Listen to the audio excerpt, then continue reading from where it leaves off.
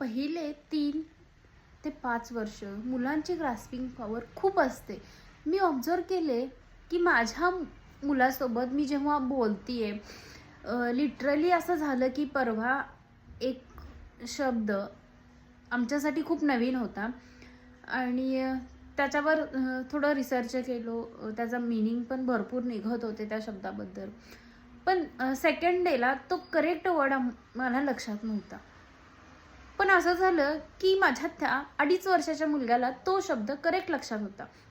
याच्यावरून लक्षात आलं, की मुलांचे पहिले 5 वर्ष खूप ग्रास्पिंग पॉवर असते. त्यामुळे तुम्ही तुमच्या मुलाला काही कोणत्या नवीन गोष्टी शिकवू शकता किंवा तुम्हाला कोणत्या नवीन गोष्टी येतात, म्हणजे कोण डान्स कोणाला आवडत असेल, कोणाला सिंगिंग आवडत असेल, बाकी कोणाला स्विमिंग वगैरे असेल, कोणतीही नवीन गोष्ट शिकवण्यासाठी पहिले 5 वर्ष ही खूप चांगली वेळ आहे. यामध्ये तुम्ही तुमच्या बाळाला ती गोष्ट शिकवू शकता. म्हणजे खूप कमी वेळेत आणि खूप चांगली गोष्ट, खूप भरपूर काही शिकवू शकता.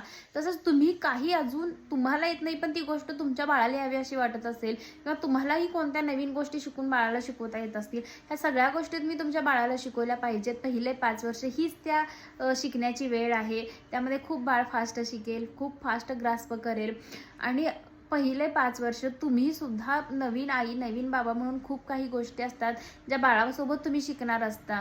ह्या सुद्धा गोष्टी सगळ्या शिकल्या पाहिजेत, की बाळामुळे त्या तुम्हाला शिकायला मिळणार आहेत. काही गोष्टी अशा असणार आहेत, की त्या गोष्टी तुम्हाला येत नव्हत्या, पण त्या बाळामुळे तुम्हाला शिकायला मिळाल्या आहेत. त्या गोष्टीसुद्धा तुम्ही शिकणारच आहात. त्यासोबत तुम्ही आणखी नवीन काही गोष्टी शिकून बाळाला शिकवू शकता, अशा पण काही गोष्टी आहेत आणि त्या तुम्ही केल्या पाहिजेत. पहिले 5 वर्ष हीच त्या शिकण्याची खरी आणि चांगली वेळ आहे.